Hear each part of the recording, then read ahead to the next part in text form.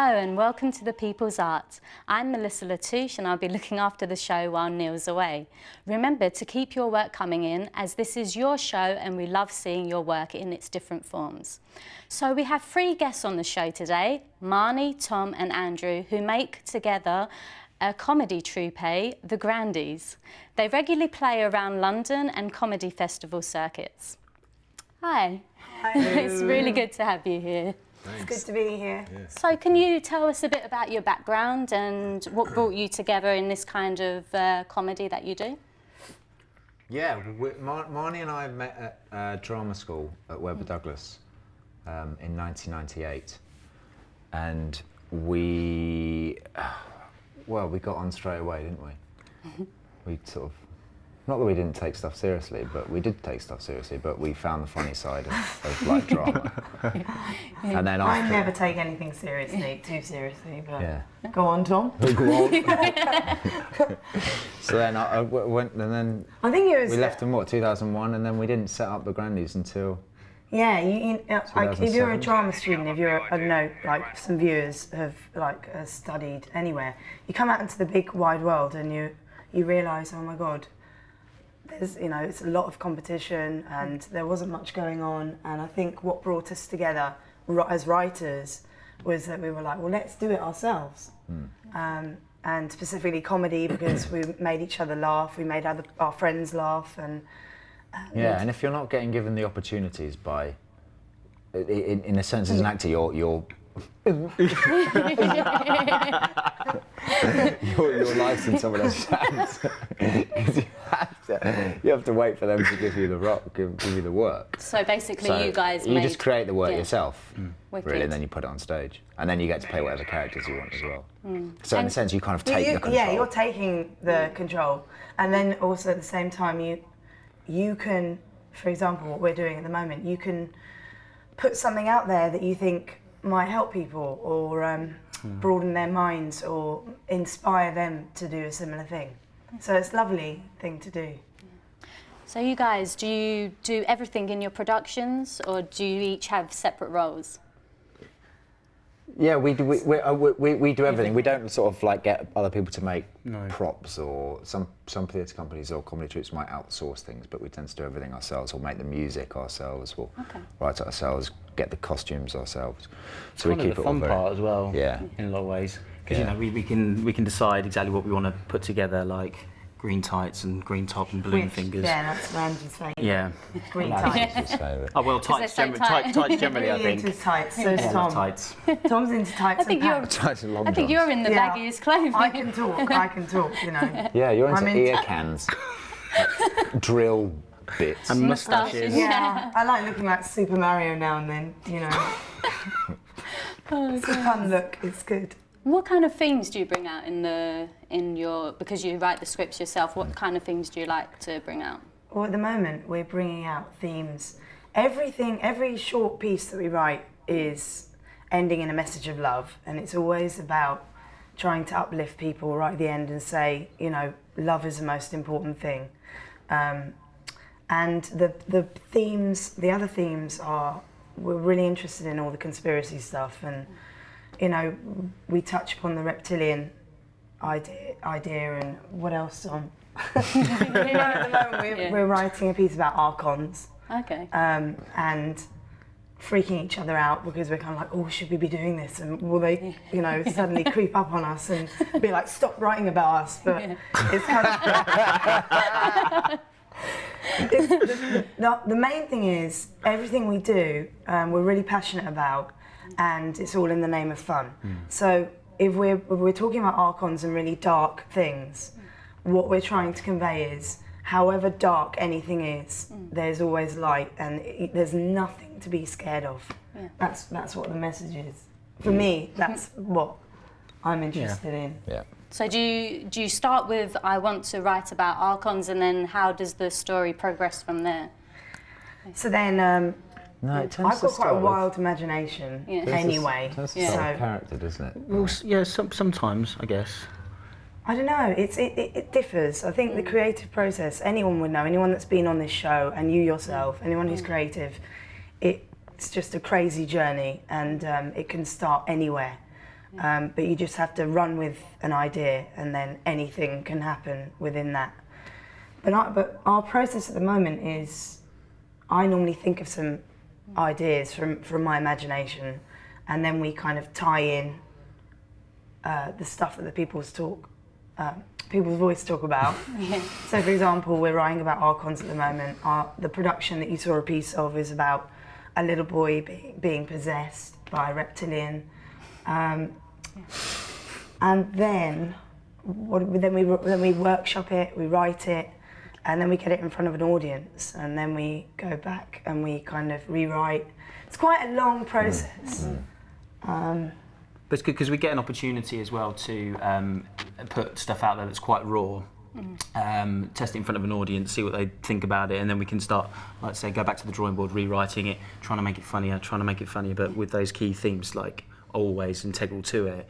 But then it's all just trying to increase the laughter and the fun. And the more we enjoy it, of course, the more we know they're going to enjoy it. Cool. We're going to see. Hopefully, Yeah, sometimes, we have performed in front of audiences. We get weird. They just sit there and they're like, just stunned. But then, weirdly, some of the audiences who are stunned in silence with the face of like a really unhappy person, they come up to you sometimes at the end and they're like, "That was amazing," and you're like, "Why didn't your face like you looked so miserable watching it?" So it's weird. We're going to take a look at that piece now. So the Grandees have put together a trailer for their new show. Let's take a look. This is the Little Wooler. They call him that on account of his woolly hair. He lives on a farm with his mom in Fife, Alabama, just outside Spartanburg for those of you that need a reference. Now his mama was crazier than a tin house rat. She was crazy, all right. Take a look. I'm thirsty, real thirsty. Could I get a Kool-Aid, please? I went to pick up the car, but the car was not ready. The mechanic told me Tuesday, specifically Tuesday, and now it's Thursday. It's still not ready. Is it Thursday? I don't even know. My head's so swollen it feels like a gerbil with sausage in his cheeks. Mama, when's Dad coming home? Don't you blaspheme in here. Don't you blaspheme in here. Top it all off, I gotta comb that picky, woolly head of yours. No, Mama! No, Mama! Mama, you as crazy as a cat in a hot tin roof. Speak it out here, little Wooler. Don't you never come back. So the Little Wooler ran away, jumping over chickens, stepping on a pig as he went. Out of the farm gate and into the neighboring field where he waved goodbye to his grandparents' graves.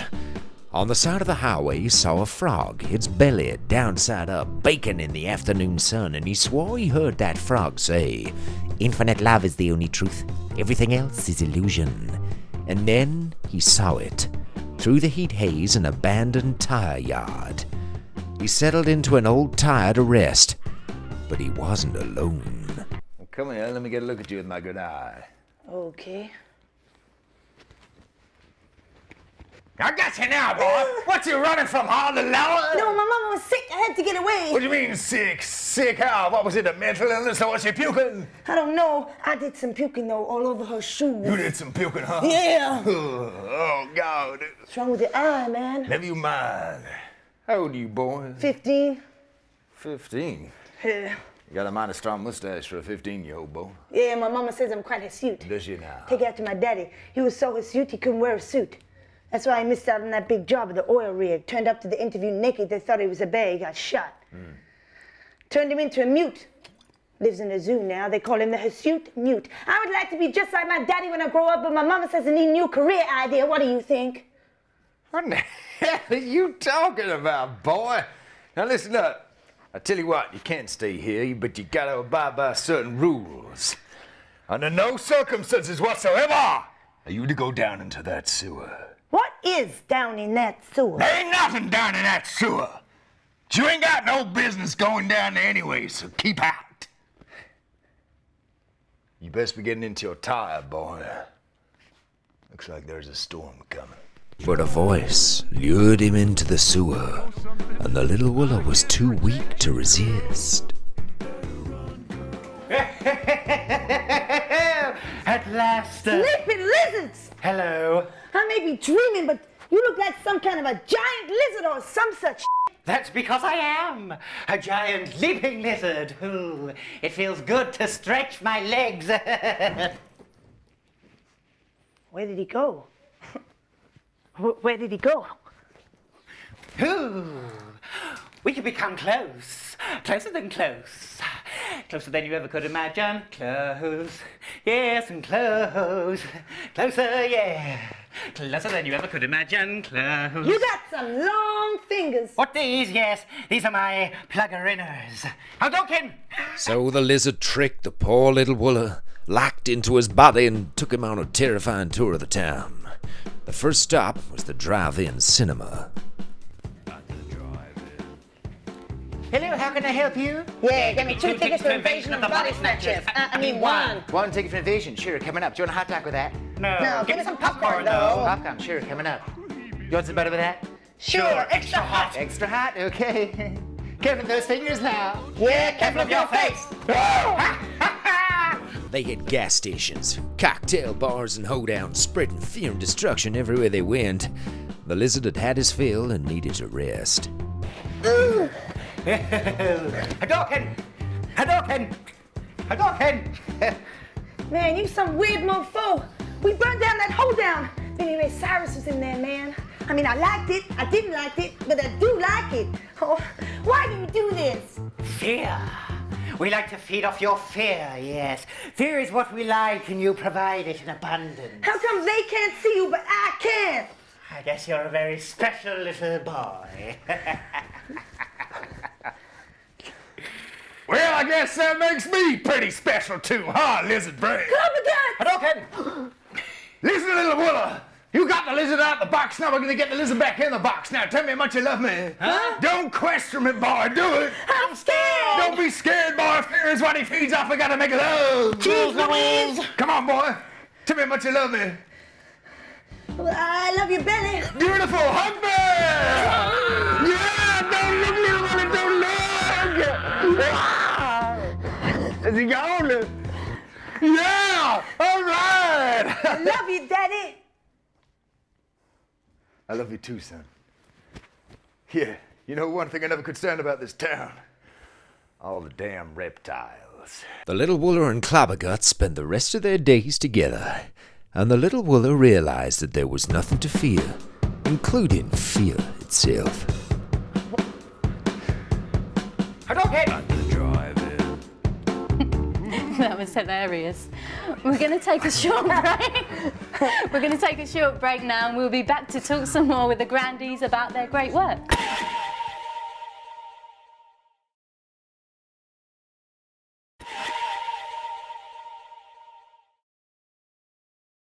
Welcome back. We're here with the Grandees, a comedy troupe from London. Hello again. Hello. So, we've been talking about where you get your inspiration from and such like. What kind of response have you had from the audience? We get like a very varied response. When we first started out, it was good, isn't it? It was really positive. We did our first Edinburgh show in 2008, and again we did a play, but it wasn't 50 minutes, it was 45 minutes. Oh wow. It was called The Box of Cricks, and that was about a put-upon deaf guy called Nicodemus. Partially He deaf, was partially. as I remember. He was partially deaf. Yeah. Put upon. Oh, I'm very put upon. Tom's the posh one. Yeah. Yeah, I figured that one out. And the audience reaction was good, but sometimes we tend to kind of split a room. Yeah. But people can kind of really dislike us. Okay. They don't love what we do at all. They think it's just ridiculous. And some people absolutely love us. So but we never wanted to mine a kind of middle vein. We always wanted to go for something that was always something that we were interested in and made us laugh. Do you think? But never something that was like too middle England. Yeah. Do you think people are either way? Is it because of the content, or do you think it's because they can't get to that side of their child? I don't think it's the content. I think it's just the silliness, because it's just silliness. It's just clowning. It's just, we put on silly costumes and we do stupid things with our bodies, and and some people are just like, oh, come on, be a bit cleverer. Yeah. It's not it's not that kind of comedy. It's and not. Some people can't really connect with their child's side. Exactly. Yeah. It's quite childish. Yeah, it pisses some people off. Yeah, I think. some people they have to get you have to kind of leave all those preconceptions at the door and just sit down with a completely open mind and just be open to laughing at something that doesn't necessarily make sense. And some people just aren't into surreal comedy, and that's fair enough. It's like music, it is really like you sit down, we have no idea why some things make us laugh and they don't. I mean, sometimes this just isn't funny, and everyone says that, but if I was giving advice to anyone who is interested in doing what we do, something that helps us, as Tom kind of touched upon, is that we say to ourselves, let's do what makes us laugh, and then we've got our own kind of radar of what we're putting out there, and hopefully somebody will go, that's funny. But if you kind of aim for something that's fashionable, like it's on TV and it's kind of you're seeing it done a lot, then it's not really coming from you. It's not coming from you. It's coming from. Stop laughing. What inspires you guys? My voice is going. What inspires you guys to do? I mean, have you watched other shows and thought, oh, I really like what they do, or do you get inspired by, I don't know, types of music, or what kind of? Yeah, music's always a good starting point. Soundtracks play quite a big part in our shows. Yeah. Often. Yeah. I think we listen to pieces of music sometimes and go, oh, that would be, all of a sudden you kind of create a world or an image in your mind about how something might look. I mean, I can't remember when we were writing The Little Wooler, whether or not there were certain tunes then that were in our mind, and it was just sort of creating a world already around that, because of some of the music that we may or may not have been putting into the show. I don't know. I think it's all different. It's different, isn't it? I mean, it inspires me to think that we are bringing laughter to people, and when you go up to Edinburgh Festival, for example, you're doing the show for 26 shows, and you meet so many people, and some of them just, you can see that they're like crying with laughter, or they just feel happy, and they come up to you and they say thank you, and you give them a hug, and it's like a real lovely feeling. It's like you're connecting with your audience a lot. Yeah, and everyone's coming together, and it's like live theatre has that effect. It's really cool. Would you say Edinburgh is a good experience for any person that performs like you do? Yeah, it's definitely worth doing. It's expensive. It can get really expensive. You can go on the free fringe. Yeah, you can go on the free fringe. So. That's good. Thanks, guys. Now we're over to the gallery to see some of your work.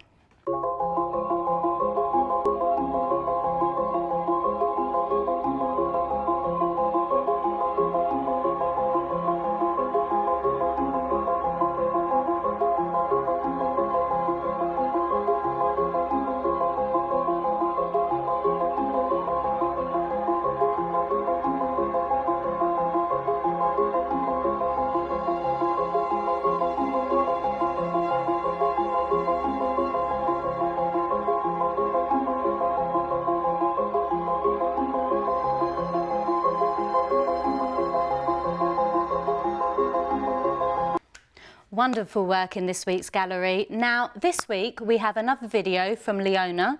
Leona is an art workshop facilitator and creativity coach, speaking to us about how we all are creative, even though we think we aren't.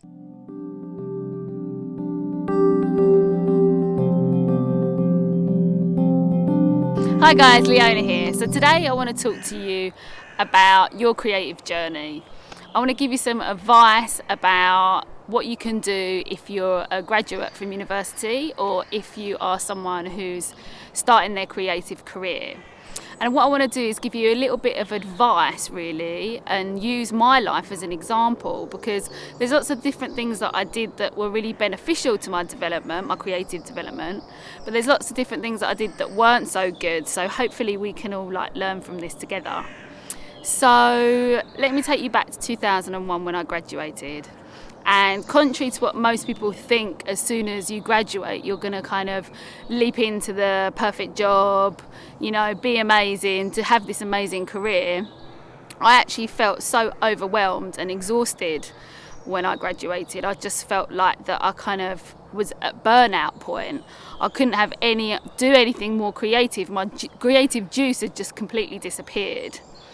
And I think the reason for this is because I was always wanting everything now. I was quite intense, really, and I wanted everything to be done really quickly and really rushed.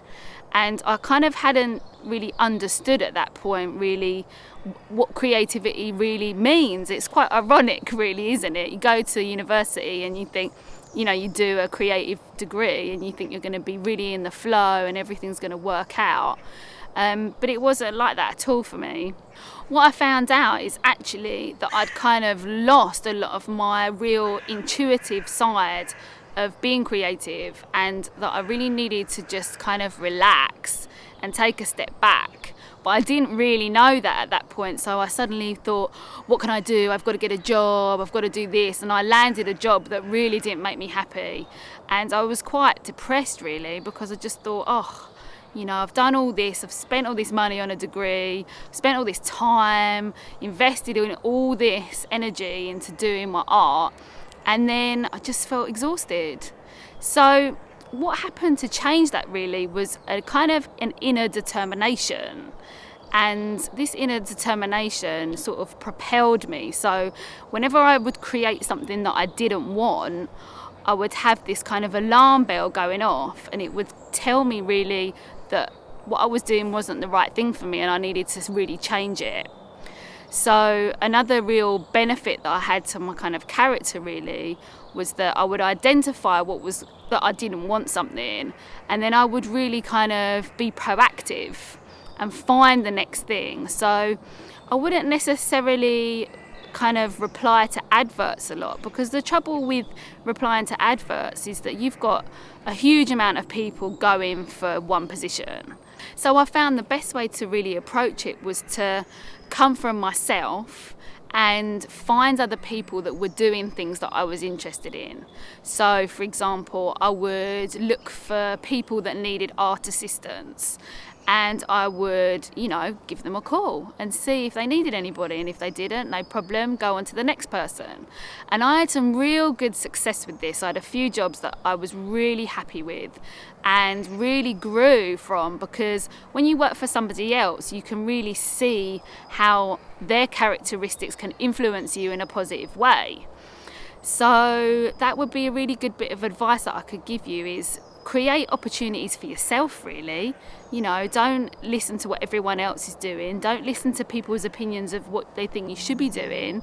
Just really go for what it is that you feel that you should be doing, or you want to do, not even should actually. Don't even say should. Something that you want to do, that's really important. If you have that innate determination, then you will really see it through. And don't worry if you create something that you don't particularly want. There's always going to be something better. I can just completely tell you that from experience. There will always be something better on the horizon. You've just kind of got to go through these things to work it out, and that's part of the creative process, isn't it? It's like trial and error. So if you can take that risk on yourself, if you can put yourself out there and do that, I promise you the rewards will just be amazing. And then the last real piece of advice that I could give you is about making decisions. What happened to me was in the final job that I had before I launched my own personal creative business. In this last job, it was really great. It was one of the best jobs that I ever had, where I was working for someone else. But I still had that slight kind of inclination in myself. I really just kind of didn't really want to work for someone else. I wanted to do it off my own back, create something that was really from me. And this decision that I made one day, I just came home from work one day and I just said to my partner, I was like, from now on, from this day forward, I'm always going to create everything from myself. I'm always going to do this. And I remember pouring a glass of wine, making a toast, and just making that decision. I left my job, I created business, and I'm so happy. I love doing everything in my own way. I love creating opportunities for other people. I love the people that I work with. I love the environments that I go to. I just really do love it, and I love expanding. I love promoting. I love all aspects of my business, and that all came really from that one decision. So if you can do something today, make a decision on what that you really want to do and go for it. And don't worry if it's not right. If you get to a certain point and it doesn't feel right, you can change it, change your approach. That's what we have as creative people. If we've already tapped into our creative mind, we can change these things really easily.